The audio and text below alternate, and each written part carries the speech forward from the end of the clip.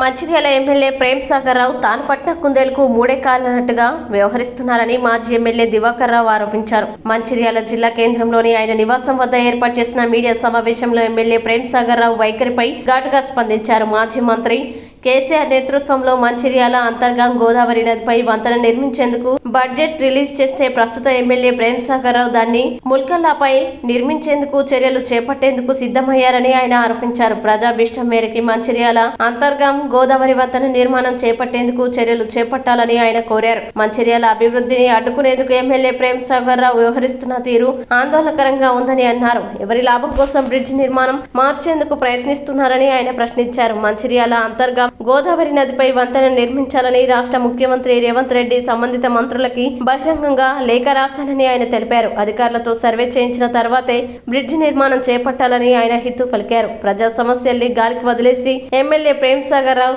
అనవసరపు రాద్ధాంతాలు చేస్తున్నారని ఎద్దేవా చేశారు. మంచిర్యాల, పెద్దపల్లి, ఆసిఫాబాద్ జిల్లా ప్రజల సౌకర్యార్థం మంచిర్యాల అంతర్గాం బ్రిడ్జి త్వరగా నిర్మించాలని ఆయన కోరారు. ఈ కార్యక్రమంలో బీఆర్ఎస్ పార్టీకి చెందిన నాయకులు, కార్యకర్తలు తదితరులు పాల్గొన్నారు. 2018లో ఆనాడు ముఖ్యమంత్రి గారికి మంచిర్యాల అంతర్గామ గోదావరి నదిపై బ్రిడ్జి నిర్మాణం చేస్తే ఈ ప్రాంత ప్రజలకు ఎంతో బాగుంటుంది. స్వయంగా ఆనాడు కేసీఆర్ గారు కూడా చెప్పడం జరిగింది. దివాకర్ రావు అడుగుతుండు, ఈ బ్రిడ్జి నిర్మాణం జరిగితే దాదాపు పెద్దపల్లి ఆ పై ప్రాంతాలకు 18 కిలోమీటర్లు అదే దూరభారం తగ్గుతుంది. మరి వెహికళ్లకు రాకపోకలకు డబ్బు కూడా ఆదా అవుతుంది.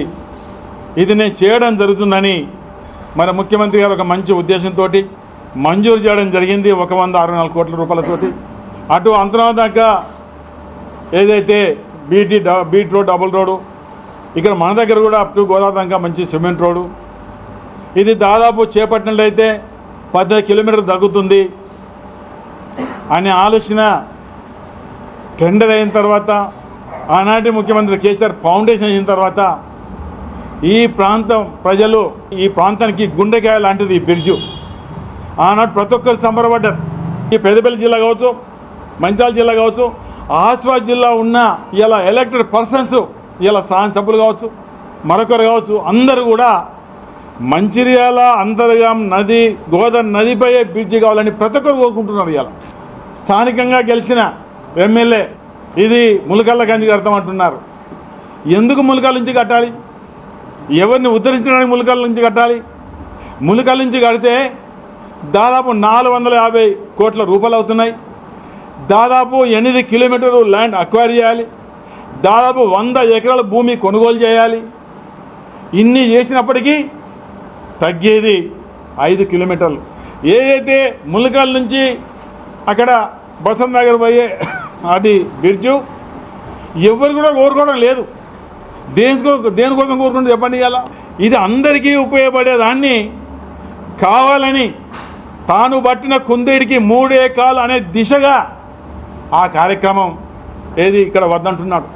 ఇది మొదలు పెట్టండి, ప్రక్రియ మొదలైంది. దీన్ని కంప్లీట్ పూర్తి చేసిన తర్వాత ఇంకెన్ని బ్రిడ్జ్లను కట్టండి, మాకు అభ్యంతరం లేదు. కానీ ఇది కాదు, నేను ఎక్కడ కడతంటే ఇలా ముఖ్యమంత్రి గారు, సంబంధిత మంత్రి గారు, ఆఫీసర్సు ఏ రకంగా మీరు ఎంక్వైరీ చేసుకున్నా, ఏ రకంగా ఒక రిపోర్ట్ తీసుకున్నా 100కి 100% మంచిర్యాల అంతర్గామ బ్రిడ్జి, గోదావరిపై బ్రిడ్జి కట్టాలని ప్రతి ఒక్కరు కోరుకుంటున్నారు. ఎంత ఇలా పెద్దపల్లి జిల్లా, మంచిర్యాల జిల్లా ఎంతో అభివృద్ధి చెందుతుంది. ఇలా అధికారం శాస్త్రం కాదు, పదవులు శాస్త్రం కాదు, ప్రభుత్వాలు శాస్త్రం కాదు. మనకు ప్రజల నుంచి ఓటేసి గెలిచిన తర్వాత ప్రజలకు అనుకూలంగా బ్రిడ్జి చేయాలి తప్ప వేరే రకంగా చేయడం సరైన పద్ధతి కాదు అనేది ఇలా ప్రజల తరఫున చెప్పడం జరుగుతుంది.